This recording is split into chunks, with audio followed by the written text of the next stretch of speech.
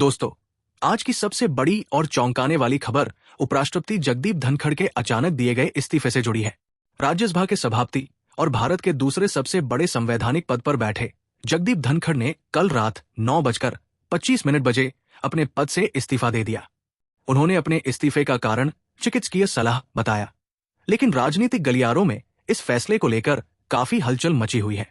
विपक्ष का कहना है कि ये सिर्फ सेहत की वजह से नहीं हुआ, बल्कि इसके पीछे कुछ और गंभीर राजनीतिक कारण भी हो सकते हैं। जगदीप धनखड़ ने अपने इस्तीफा पत्र में लिखा कि डॉक्टर की सलाह पर उन्हें तुरंत अपना कार्यभार छोड़ना पड़ रहा है, लेकिन कांग्रेस के वरिष्ठ नेता विवेक तन्खा और जयराम रमेश ने इस इस्तीफे के समय पर सवाल उठाए हैं। उनका कहना है कि यह फैसला उस समय आया जब उपराष्ट्रपति के पास 2 महाभियोग प्रस्ताव लंबित थे, एक न्यायमूर्ति सूर्यकांत के खिलाफ और एक न्यायमूर्ति प्रतिभा वर्मा के खिलाफ।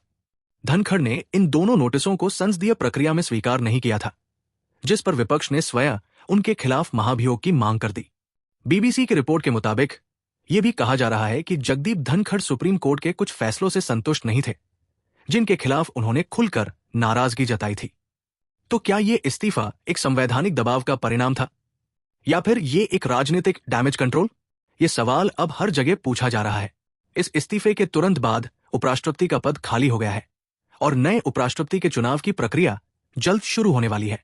लेकिन कई जगहों पर यह भी अटकलें लग रही है कि क्या बीजेपी उन्हें किसी नए किरदार में लाना चाहती है, या फिर पार्टी के भीतर उनकी भूमिका बदलने वाली है। अब तक इस पर कोई आधिकारिक बयान नहीं आया है। अब चलते हैं बिहार की ओर, जहां एक और हैरान कर देने वाली और डरावनी घटना ने लोगों को झकझोर कर रख दिया है। बिहार की राजधानी पटना के एक निजी अस्पताल के आईसीयू में एक सजायाफ्ता गैंगस्टर चंदन मिश्रा को गोली मारकर हत्या कर दी गई। जब यह घटना घटी तब चंदन मिश्रा पैरोल पर था और लिवर की सर्जरी के लिए अस्पताल में भर्ती हुआ था, लेकिन हमलावर आईसीयू तक पहुंच गए और उसे वहीं मौत के घाट उतार दिया। इस घटना ने बिहार की कानून व्यवस्था पर एक बड़ा सवाल खड़ा कर दिया है। इस पर आरजेडी के नेता तेजस्वी यादव ने बिहार सरकार पर तीखा हमला बोला है। उनका कहना था कि बिहार अब भगवान भरोसे चल रहा है। उन्होंने ये भी कहा कि अगर आईसीयू और अस्पताल जैसी सुरक्षित जगह भी अब लोगों के लिए सुरक्षित नहीं है, तो आम आदमी कहा जाए।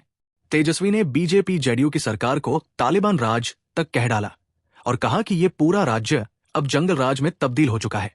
इस घटना के बाद विपक्ष ने राष्ट्रपति शासन तक की मांग कर दी है, लेकिन सरकार ने इसे एक अलग थलग पड़ी घटना कहकर टाल दिया। सवाल यह है कि क्या बिहार में वास्तव में कानून व्यवस्था का पतन हो रहा है, या ये सब एक राजनीतिक प्रचार का हिस्सा है? बिहार के आम नागरिक अब खुद को सुरक्षित महसूस नहीं कर रहे और सरकार के पास इस घटना का कोई ठोस जवाब नहीं दिख रहा। राजनीतिक आरोप प्रत्यारोप अपनी जगह है, लेकिन असली सवाल तो यह है कि अगर अस्पताल जैसी जगह में भी गोलियां चलती हैं, तो आम आदमी का भरोसा कैसे कायम रहेगा? दोस्तों, आज की ये दोनों सुर्खियां, एक तरफ उपराष्ट्रपति का इस्तीफा और दूसरी तरफ बिहार में कानून व्यवस्था का डर, दोनों ही हमारे संविधान और शासन व्यवस्था के लिए गंभीर चिंता की बात है। आपको क्या लगता है, क्या जगदीप धनखड़ का इस्तीफा वास्तव में स्वास्थ्य कारणों से हुआ था, और क्या बिहार में जंगल राज वापस आ गया है? अपना मत नीचे कमेंट बॉक्स में जरूर बताइए। इस वीडियो को लाइक करें, शेयर करें और हमारे चैनल को सब्सक्राइब करना ना भूलें। मैं हूं अर्जुन और आप देख रहे थे नुक्कड़ समाचार। नमस्कार।